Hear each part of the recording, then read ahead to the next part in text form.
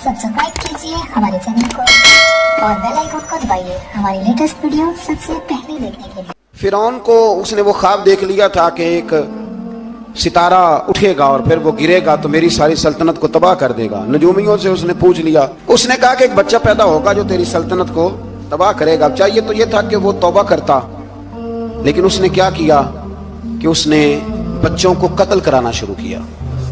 युज़ब्बिहूना अबनाअकुम, ज़िबा करा देता था तुम्हारे बेटों को और बच्चियों को वो जिंदा रखता था।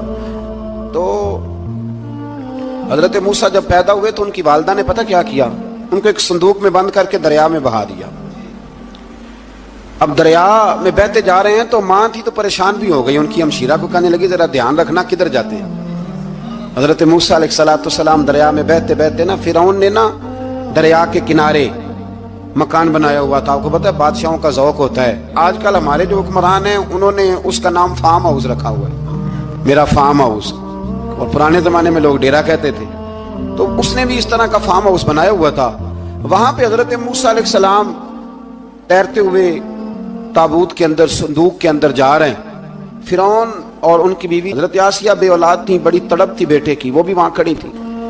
संदूक तैरता हुआ आया तो फिरौन ने कहा कि जाओ पकड़ के लाओ, देखो क्या है। जब वो लेके आए ना तो आपकी हमशीरा जो निगरानी कर रही थी परेशान होगी कि ये तो उसके हाथ लग गए, ये तो अब मार डालेगा।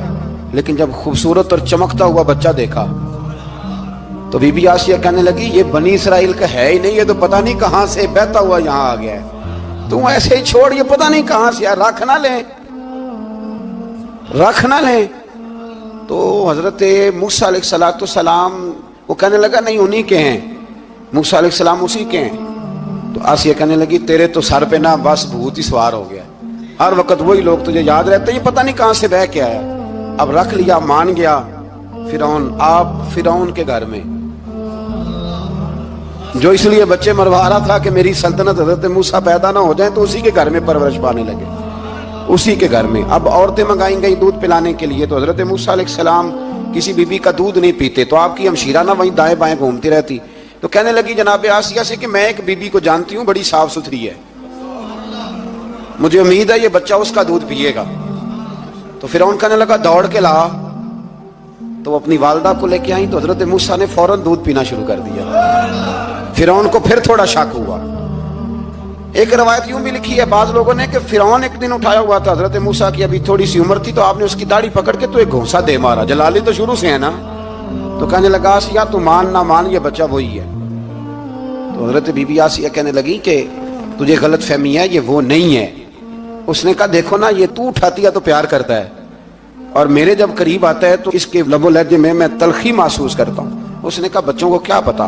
खैर एक तरफ उसने खाने पीने की चीजें रख दी, एक तरफ अंगारे रख दिए। वो भी हजरत आसिया कहती हैं कि तुझे समझ आए बच्चे बच्चे होते हैं। हजरत मूसा बच्चे तो थे, पर थे तो अल्लाह के नबी ना, अल्लाह के नबी थे। जब उसने कहा ना ये बच्चे हैं, तो हजरत मूसा अलैहिस्सलाम बजाए अंगारों की तरफ जाने के नबी थे, वो सीधे खाने पीने वाली चीजों की तरफ बढ़ने लगे। फिर उन कहने लगा अब बता। अल्लाह ताला ने हजरत जिब्रील को भेजा, उन्हें कहा इधर नहीं जाना, आप उधर जाइए। तो आप आग की तरफ गए और एक कोयला उठा के जुबान पे रख लिया। तो आसिया कहने लगी समझ आई, बच्चे को क्या पता किधर जाना है किधर नहीं जाना। अगर वो इतना ही ख्याल होता, वही बच्चा होता तो आग। और बाद मुफस्सिरीन ने लिखा है ये जो हजरत मूसा दुआ मांगते थे ना, रब्बी शरह ली सदरी व यस्सिर ली अमरी, ये वो आग का अंगारा जब कोयला मुंह में रखा था ना, तो उसकी वजह से जुबान में कुछ लुकनत आ गई। तो आप दुआ करते थे कि या अल्लाह मेरी जुबान की वो बंद गिरा खोल दे, ताकि मैं खुल के फिरौन के सामने बात कर सकूं। वहीं हजरत मूसा पलने लगे, वहीं पले, वहीं जवान हुए, वहीं अल्लाह ने सारी दौलतें दी, बहन भी मिली, माँ भी मिली और सारे अजीजों का प्यार भी मिला। उसी घर के अंदर अल्लाह ने परवरिश करके फिरौन के जुल्म से बनी इसराइल को निजात अता फरमाई। तो मूसा फिर फिरौन के घर में पलने लगे और जब जवान हो गए तो फिरौन के हाथ जो जुल्म होता था हजरत मूसा उस पर बोल पड़ते थे, जलाल फरमाते। तो फिरौन फिर नाराज नाराज रहने लगा, यहां तक कि उसने आपको निकाल दिया, आप तशरीफ ले गए वहां से। तो हजरत मूसा एक दिन शाम के वक्त दोबारा आए बस्ती में, लोग सोए हुए थे। तो दो आदमी, एक बनी इसराइल में से और एक फिरौन की अपनी कौम में से, वो दोनों आपस में झगड़ रहे थे। لیکن وہ جو حضرت موسیٰ کی بنی اسرائیل کی قوم کا شخص تھا اس پر وہ قبطی، وہ جو فرعون کے قریبی لوگوں میں سے تھا، وہ ظلم کر رہا تھا اور بوجھ اٹھانے کی بات کر رہا تھا۔ اب اس نے حضرت موسیٰ کو پکارا کہ یہ دیکھے میرے ساتھ کس طرح کی بات کر رہا ہے، تو حضرت موسیٰ کا ارادہ بھی نہیں تھا، آپ نے بس اس کو سمجھایا، پر کچھ لوگوں کو سمجھ تو حضرت موسیٰ نے پھر ایک مکہ مارا، ایک گھونسہ مارا، صرف ایک ہی۔ یہ کئی تگڑے اور دلیر اس طرح کے بھی ہوتے ہیں کہ گھونسہ ایک بھی برداشت نہیں کرتے، وہ ایک مارا، آدمی دھڑام سے زمین پہ گرا اور ماری گیا۔ حضرت موسیٰ کا ارادہ نہیں تھا لیکن وہ مر گیا۔ حضرت موسیٰ علیہ السلام نے اس بات پر اپنے رب سے استغفار بھی فرمائی، قرآن کہتا ہے کہ انہوں نے معافی چاہی کہ اللہ میرا ارادہ نہیں تھا۔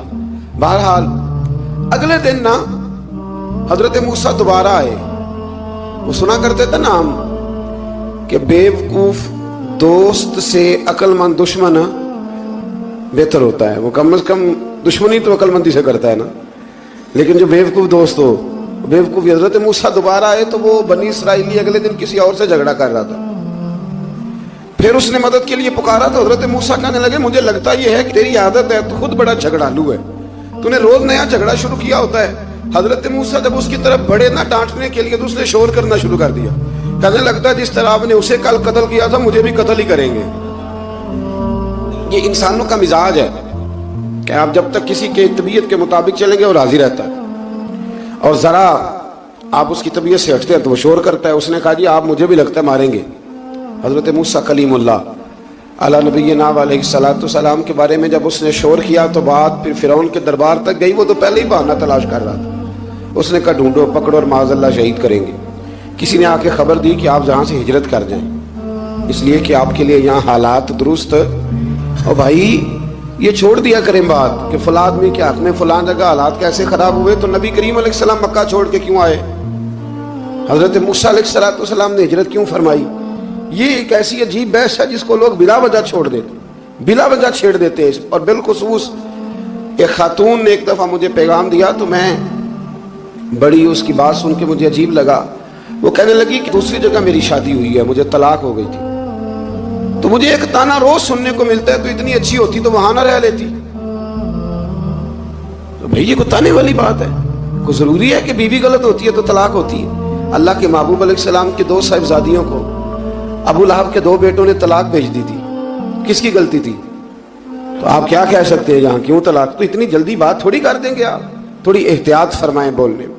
تو حضرت موسیٰ علیہ السلام وہاں سے نکلے اور آپ مدین کی طرف چلے گئے۔ مدین وہ علاقہ تھا جہاں فرعون کی حکومت کوئی نہیں تھی۔ حضرت موسیٰ جیسے ہی وہاں پہنچے تو ان کے اندر ایک جذبہ تھا، ظلم ہوتا نہیں دیکھ سکتے تھے۔ جب وہاں پہنچے تو انہوں نے دیکھا لوگ اپنے اپنے جانوروں کو گھاٹ پہ پانی پلا رہے ہیں، اور 2 خواتین ہیں وہ بالکل پیچھے کھڑی ہیں۔ تو حضرت موسیٰ کلیم آگے بڑھ کے کہنے لگے تم کیوں نہیں پانی پلاتی؟ تو وہ کہنے لگی ہمارا بھائی کوئی نہیں، باپ ہمارا بوڑھا ہے۔ اللہ اکبر۔ مجبوری یہ ہے، ہم ہیں بھی پردہ دار گھرانے کی، مجبوری ہماری یہ ہے کہ جب تک یہ سارے لوگ پانی پلا نہیں لیں گے اتنی دیر تک ہماری باری نہیں آئے گی۔ تو حضرت موسیٰ کلیم اللہ علیہ السلام فرمانے لگے اچھا یہ بات ہے تو جانور مجھے دو۔ وہ ہو یہ رہا تھا کہ چونکہ مرد پانی پلا رہے تھے تو اور جتنے بھی مرد آتے جاتے تھے وہ گھستے جاتے تھے اور عورتیں بیچاری کھڑی تھیں۔ حضرت موسیٰ جھٹ سے آگے بڑھے، پیچھے ہٹو۔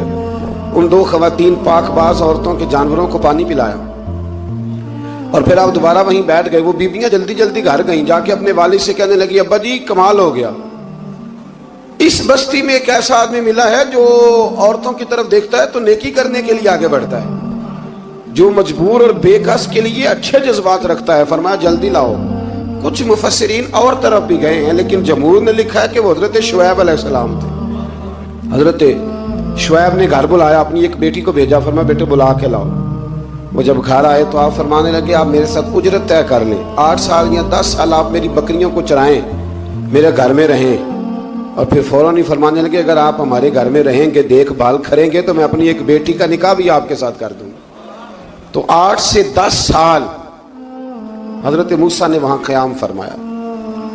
اور پھر جب آپ کا نکاح ہو گیا تو آپ اپنی بیوی کو لے کے مصر کی جانب جا رہے تھے، تو رستے میں نا ٹھنڈ زیادہ ہو گئی، تو اپنی زوجہ سے کہنے لگے وہاں آگ جل رہی ہے، میں تیرے لیے آگ لے کے آتا ہوں تاکہ تو تاپ سکے، گرمی حاصل کر سکے۔ وہاں گئے تو درخت سے آواز آئی موسیٰ میں تیرا رب ہوں۔ درخت سے آواز آئی، موسیٰ میں تیرا رب ہوں۔ اور حضرت موسیٰ کلیم اللہ کو وہاں وہی آنی شروع ہوئی، وہاں وہی اللہ تعالیٰ نے انہیں وہ عصا عطا فرمایا جو پھر بعد میں اژدہا بنتا تھا۔ رب کریم نے وہیں حضرت موسیٰ کلیم کو وہیں ید بیضا عطا فرمایا۔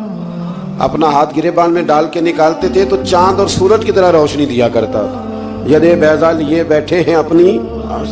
میں کبھی کبھی کہا کرتا ہوں کہ مولا کے دینے کے انداز بڑے انوکھے ہیں۔ بھائی یوسف کو کنویں میں پھینکتے ہیں تو اللہ مصر کا حکمران بنا دیتا۔ تو پھر حضرت موسیٰ وہاں سے واپس آئے اور آ کر کے آپ نے دوبارہ وہ سارا نظام زندگی شروع فرمایا۔ موسیٰ علیہ السلام نے ان کو دعوت حق دی اور کہا کہ میں تمہارے پاس واضح نشانیاں لایا ہوں، بنی اسرائیل کو میرے ساتھ بھیج دو۔ فرعون نے معجزات پیش کرنے کے لیے کہا تو حضرت موسیٰ علیہ السلام نے اپنا عصا زمین پہ ڈالا، اپنا عصا، اپنی چھڑی، اپنا ڈنڈا زمین پہ ڈالا تو وہ ایک واضح اژدہا بن گیا۔ پھر حضرت سیدنا موسیٰ علیہ السلام نے اپنا ہاتھ گریبان سے نکالا تو وہ دیکھنے والوں کے لیے روشن ہو گیا، ہاتھ کے اندر نور پیدا ہو گیا۔ ید بیضا لیے بیٹھے ہیں اپنی آستینوں میں۔ فرعون کے سرداروں نے حق کو قبول کرنے کی بجائے اسے جادو قرار دے دیا اور کہا کہ یہ تمہیں اپنے ملک سے نکالنا چاہتا ہے۔ انہوں نے کہا اس معاملے کو ذرا ڈھیل دو اور جادوگروں کو جمع کرو۔ جادوگر آئے، انہوں نے فرعون سے کہا کہ ہم حضرت موسیٰ کے مقابلے میں جادو تو دکھائیں گے معاذ اللہ، لیکن اگر ہم غالب آ گئے تو پھر ہمارا انعام کیا ہوگا؟ سودا پہلے طے کر رہے ہیں، کیا انعام ملے گا؟ اس نے کہا کہ اگر تم غالب آ گئے تو میں تمہیں اپنا قریبی بنا لوں گا۔ بادشاہوں کا قریبی ہونا بھی تو بڑی بات ہے نا، لوگ بڑے پاپڑ بیلتے ہیں قریبی ہونے کے لیے، اور یہ جو قریبی ہوتے ہیں نا، بالخصوص جو بادشاہوں کے قریبی ہوتے ہیں، بادشاہوں کی تباہی کا سبب بھی یہی لوگ ہی بنتے ہیں۔ یہ ان کو روز خبر دیتے ہیں کہ سب اچھا ہے، سب اچھا ہے، اور دنیا کے زیادہ تر حکمران انہی لوگوں کی وجہ سے تباہ ہوتے ہیں کیونکہ ان کا خود عوام سے رابطہ نہیں رہتا۔ اگر وہ خود عوام کے ساتھ ڈائریکٹ رابطہ کریں تو شاید انہیں اچھی اور صاف ستھری چیزیں سمجھنے کو مل جائیں۔ خیر، جادوگروں نے جب کہا ہمیں کیا لوگے تو اس نے کہا تمہیں قریبی بنا لوں گا۔ جادوگروں نے موسیٰ علیہ السلام سے کہا کہ آپ پہل کریں گے یا ہم پہل کریں؟ تو موسیٰ علیہ السلام نے کہا تم پہل کرو۔ جب جادوگروں نے اپنی رسیاں زمین پہ ڈالیں تو لوگوں کی نگاہوں کو سحر زدہ کر دیا، جادو کر دیا اور انہیں ڈروا دیا۔ انہوں نے کہا یہ تو بڑا جادو لے آئے۔ تو اللہ تعالیٰ نے حضرت موسیٰ علیہ السلام کو حکم دیا کہ آپ بھی اپنا عصا زمین پہ ڈالیں۔ ان کی رسیاں سانپ بن گئی تھی نا، دراصل وہ سانپ بنی نہیں تھی، لوگوں کی آنکھوں پر جادو ہو گیا تھا، انہیں سانپ نظر آ رہا تھا۔ فرمایا آپ بھی اپنا عصا زمین پہ ڈالیں۔ وہ عصا سانپ بنا اور جادوگروں کی ساری چیزوں کو نگل ہی گیا۔ ان کی بہت ساری رسیاں سانپ بنی تھی، ان کا ایک ہی عصا سانپ بنا اور سب کو نگل گیا۔ اس طرح کے معجزے کی حقانیت اور جادوگروں کا بطلان ثابت ہوا اور فرعونی رسوا ہو گئے۔ جادوگر سجدے میں گر گئے اور اللہ پر ایمان لے آئے۔ فرعون نے انہیں دھمکی دی کہ تم میری اجازت کے بغیر ایمان لے آئے ہو، میں تمہارے ہاتھ اور پاؤں مخالف سمت سے کاٹ دوں گا، یعنی الٹا ہاتھ کاٹ دوں گا، سیدھا پیر کاٹ دوں گا، میری بغیر اجازت ایمان لے آئے ہو، اور تمہیں سولی پہ بھی چڑھوا دوں گا۔ انہوں نے کہا کہ ایمان لانے کی پاداش میں تم ہمیں سزا دینا چاہتے ہو؟ پھر انہوں نے اللہ تعالیٰ سے صبر اور استقامت کی دعا کی۔ اس کے بعد فرعون نے بنی اسرائیل کے بیٹوں کو قتل کرنے کی اور بیٹیوں کو زندہ چھوڑنے کا حکم دے دیا۔ موسیٰ علیہ السلام نے قوم کو صبر کی تلقین کی اور کہا کہ نیک انجام اہل تقویٰ کے لیے۔ یہاں ایک لطیف بات ہمارے صوفیاء نے بھی لکھی ہے۔ صوفیاء کہتے ہیں کہ فرعون نے کلمہ نہیں پڑھا اور جادوگر کلمہ پڑھ گئے۔ وہ کس طرح کلمہ پڑھ گئے؟ تو کہنے لگے دراصل انہوں نے آتے ہی حضرت موسیٰ کا ادب بڑا کیا تھا۔ جادوگر حضرت موسیٰ کے مقابلے میں آ کے بھی ان سے کہتے ہیں کہ رسیاں آپ پہلے ڈالیں گے کہ ہم ڈالیں؟ آپ عصا پہلے رکھیں گے کہ ہم رکھیں؟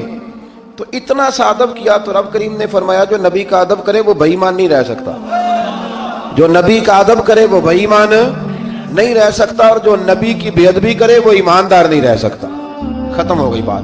یہاں ہمارے صوفیاء نے یہ بات لکھی ہے کہ چونکہ انہوں نے آتے ہی کہا تھا کہ آپ پہلے ڈالیں گے یا ہم پہلے ڈالیں، تو حضرت موسیٰ سے انہوں نے پوچھ لیا، نبی کے پوچھے بغیر پہل نہیں کی، تو اللہ نے انہیں ایمان کی دولت عطا کر اللہ تعالیٰ نے فرعونیوں پر قحط سالی کا عذاب نازل کیا۔ فرعونیوں کا طریقہ یہ تھا کہ اچھائی کو اپنا کمال گردانتے تھے، کہتے تھے یہ ہماری طرف سے، اور برائی کو معاذ اللہ بدشگونی کے طور پر موسیٰ علیہ السلام کی طرف منسوب کرتے تھے، کہتے تھے معاذ اللہ آپ کی وجہ سے یہ سارا کچھ ہو رہا ہے۔ ہوتے ہیں نا نہیں کہتے ہیں جب سے میں وہاں گیا ہوں تب سے ہمارے بزرگ ایک لطیفہ بھی سنایا کرتے تھے کہ کسی زمیندار نے نماز پڑھنی شروع کی تھی تو اس کے جانور مرنے شروع ہو گئے. اب لوگ سمجھتے ہیں کہ معاذ اللہ شاید یہ کسی بزرگ کے سبب سے ایسا ہے، حالانکہ یہ تو اللہ کی طرف سے آزمائش ہوتی ہے، اس کی حکمتیں ہوتی ہیں. اللہ تبارک و تعالیٰ نے ان پر عذاب کیا نازل کیا. آیت نمبر 130 اور 143 کبھی آپ سورہ اعراف کی پڑھیں تو اللہ تعالیٰ نے ان پر ٹڈیوں کا، جموں کا، مینڈکوں کا اور خون کا عذاب نازل کیا. یہ کس قسم کا عذاب ہے؟ جمعے پڑ گئے، ٹڈیاں آ گئیں، یہ اللہ نے عذاب نازل کیا. جب وہ عذاب میں مبتلا ہوئے تو موسیٰ علیہ السلام سے کہا کہ آپ اللہ سے دعا کریں کہ ہم سے یہ عذاب ٹل جائے. اگر ایسا ہوا تو ہم ایمان لے آئیں گے، بنی اسرائیل کو بھی آزاد کر دیں گے. لیکن موسیٰ علیہ السلام کی دعا کے نتیجے میں جب عذاب ٹل جانے کے بعد فرعونی پھر اپنے وعدے سے پھر گئے. بنو قریظہ والوں نے بھی کئی دفعہ حضور سے وعدے کیے پر اپنے وعدوں پر قائم. ایک بات آپ سے یہاں روک کے عرض کر دوں، ہم بھی کئی دفعہ کہتے ہیں ذرا بریک کبھی گاڑی کی نہیں نہ لگتی تو ہم ارادہ کرتے ہیں کہ آج سے نماز شروع کر دینی. ذرا طبیعت زیادہ لیل ہوتی ہے تو ارادہ کرتے ہیں نا کہ بھائی آج کے بعد ہم نے نیک، پھر کیا ہوتا ہے شفا ہو گئی تو چھٹی ہو گئی. یہ طریقہ درست نہیں، یہ تو کفار کا طریقہ بیان کیا نا قرآن پاک نے. یہاں فرمایا جب اللہ تبارک و تعالیٰ نے انہیں نجات دے دی تو اپنے وعدے سے مکر گئے. تو پھر اللہ تبارک و تعالیٰ نے بنی اسرائیل کو سمندر پار کر کے ایسی قوم کے پاس پہنچا دیا جو بتوں کی پرستش کرتی تھی. وہ تو بچ گئے لیکن فرعونی سارے دریا کے اندر غرق ہو گئے. حضرت موسیٰ علیہ السلام سے کہنے لگے کہ ہمارے لیے بھی یہ خدا بنا دیجئے. حضرت موسیٰ علیہ السلام نے فرمایا بت پرستی کرنے والے جاہل ہیں. یہ بت پرست قوم کے پاس جب گئے نا بنی اسرائیل والے، بت پوچھتے ہوئے دیکھا تو کہنے لگے ہمارے لیے بھی سامنے بنا کے رکھ دو. فرمایا یہ تو جاہل ہے، تم انہیں دیکھ کے اثر قبول کر رہے ہو اور اپنی جاہلیت کے باعث یہ ہلاک ہونے والے بھی ہیں. پھر اللہ تعالیٰ نے بنی اسرائیل پر اپنی نعمتوں کا ذکر فرمایا اور موسیٰ علیہ السلام نے اپنی قوم میں ہارون علیہ السلام کو اپنا جانشین فرمایا اور کوہ طور پر تشریف لے گئے. اللہ نے فرمایا وہاں آ جائیں، میں آپ کو تورات عطا کرتا ہوں. 40 دن کا یہ عرصہ تھا. موسیٰ علیہ السلام نے وہاں پہ جا کے، وہ سارا واقعہ بھی انہی آیات میں ہے کہ حضرت موسیٰ نے عرض کیا تھا کہ رب ارنی، یا اللہ میں تجھے دیکھنا چاہتا ہوں. تو فرمایا لن ترانی، تو نہیں دیکھ سکتا. وہ بھی یہاں اللہ نے ذکر فرمایا. پھر اللہ تعالیٰ نے اپنی ایک تجلی جب کوہ طور پہ ڈالی تو حضرت موسیٰ علیہ السلام تاب نہ لا سکے اور بے ہوش ہو گئے اور پہاڑ بھی ریزہ ریزہ ہو گیا. اس کا ذکر بھی اللہ نے انہی آیات میں فرمایا. آیت نمبر 144 سے 155 تک حضرت موسیٰ علیہ السلام کو رسالت عطا کرنے، کلیم اللہ کا منصب عطا کرنے، تورات عطا کرنے کا ذکر ہے. آگے چل کے بتایا کہ جو متکبر لوگ ہیں نا وہ آیات الہیہ سے منہ پھیرتے ہیں اور جو لوگ اللہ کی آیات اور قیامت کو جھٹلاتے ہیں ان کے اعمال باطل ہیں. پھر موسیٰ علیہ السلام کے کوہ طور پر قیام کے عرصے میں بنی اسرائیل کے زیورات سے بچڑا بنا کر اسے معبود بنانے کا ذکر ہے. ان میں ایک جادوگر تھا سامری، سنا ہے سلالہ میں اس کی قبر ہے. حضرت موسیٰ کوہ طور پہ چلے گئے تو اس نے پیچھے سے نا سونے کا ایک بچڑا بنا لیا، اس میں سونے کی تاریں اس کے منہ میں لگائیں، ہوا چلتی تھی تو بجتی تھی. اتنے کمزور عقیدے کی یہ قوم تھی کہ انہوں نے فٹافٹ ماننا شروع کر لی. فٹافٹ ماننا، کہنے لگے یہ ٹھیک ہے. چنانچہ موسیٰ علیہ السلام جب واپس آئے تو قوم پر غصے اور افسوس کا اظہار فرمایا اور کہا میرے پیچھے تم نے ایسا برا کام کیا ہے. انہوں نے تورات کی تختیاں بھی زمین پہ ڈالیں اور اپنے بھائی ہارون علیہ السلام کا سر پکڑ کے اس سے جواب طلبی کی. انہوں نے کہا اے میرے ماں جائے، بڑے خوبصورت لفظ ہے قرآن پاک، اے میرے ماں جائے، اے میرے بھائی، قوم نے مجھے بے بس کر دیا اور قریب تھا کہ یہ مجھے قتل بھی کر دیتے. اب آپ مجھ پر سختی کر کے دشمنوں کو ہنسنے کا موقع نہ دیں. کبھی بھی دشمنوں کو اپنے اوپر ہنسنے کا موقع نہ دینا چاہیے. پھر آیت نمبر 151 میں موسیٰ علیہ السلام کی دعا اور کلمات استغفار کا ذکر ہے. آگے چل کے بتایا کہ غصہ ٹھنڈا ہونے پر موسیٰ علیہ السلام نے تورات کی تختیوں کو اٹھایا جن کی تحریر میں اللہ سے ڈرنے والوں کے لیے ہدایت اور رحمت کی بشارت تھی. آیت نمبر 156 سے لے کر 158 تک میں موسیٰ علیہ السلام کی دعا کا ذکر ہے جس میں انہوں نے اپنی قوم کے لیے اللہ تعالیٰ سے دنیا اور آخرت کی بھلائی مانگی. اللہ تعالیٰ نے فرمایا یہ کامل نعمت میں ان لوگوں کو عطا کروں گا جو ایمان کے ساتھ تقوی بھی اختیار کریں گے، یہ انہیں ملے گی نعمت. اور پھر وہ زکوٰۃ دیں گے اور اس عظیم رسول یعنی نبی کریم صلی اللہ تعالی علیہ وآلہ وسلم کی وہ पैरवी करेंगे।